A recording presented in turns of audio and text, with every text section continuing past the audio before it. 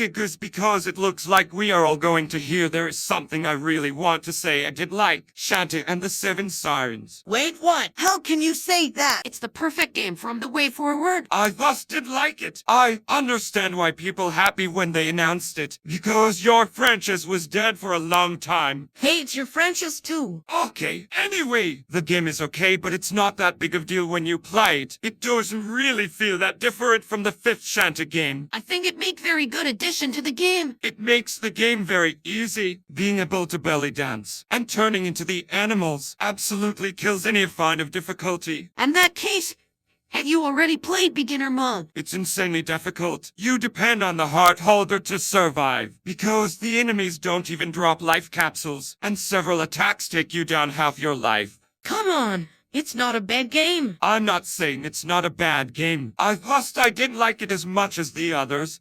And the soundtrack isn't good either. What do you mean by that? It's a game from her Sega. It's almost all that all her games must have. Good music no matter how good or bad the game is. Well, the music in this game is vast. Generic techno music which you're going to end up forgetting eventually. And the instrumental version sounds so boring. I mean, they sound like something that you would hear in Paradise Island. Dude, if you're saying that non-ironically, definitely haven't heard any of the version of the Waterlight Sirens domain. I don't start with the Seven Sirens. What's wrong with them? They like recycled versions of those from the fifth game. Water Lily Siren is a sunbathing seaweed. Coral Siren is really a drills to the gills. Tuborm Siren is parasite petting princess. Anglerfish Siren is deep sea creep. Octus Siren is 8 times the terror. And Empress Siren is the 7th siren. What about Lobster Siren? She's the most ridiculous 7 sirens. Lobster Siren reminds me of red lobsters from the horrible enemy they made of you, where a morbidly obese version to me appears. Actually,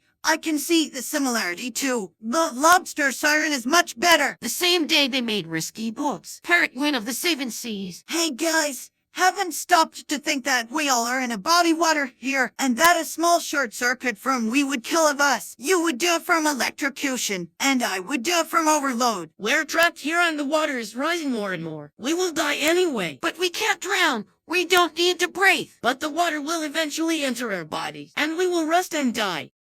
Wait, weren't we discussing something? Also, I didn't like the ending. I mean, practically nothing happens. Risky says that she always wins and then she leaves even though he has already been defeated several times. The truth is I don't blame you. It does feel a bit disappointing since I expected something else. See what I mean? There are many problems with this game. But it's not that bad. Like I said, I'm not saying the game is bad. I just didn't like it that much unlike other games. What game do you like then? I liked Sonic and Shantae Adventure. Come on, man. You complain about Shantae and the Seven Sirens, but you like Sonic and Shantae. But what's wrong with you? That's one of the worst games. It has an engaging and challenging difficulty, and it feels more balanced. What kind of blasphemy is that?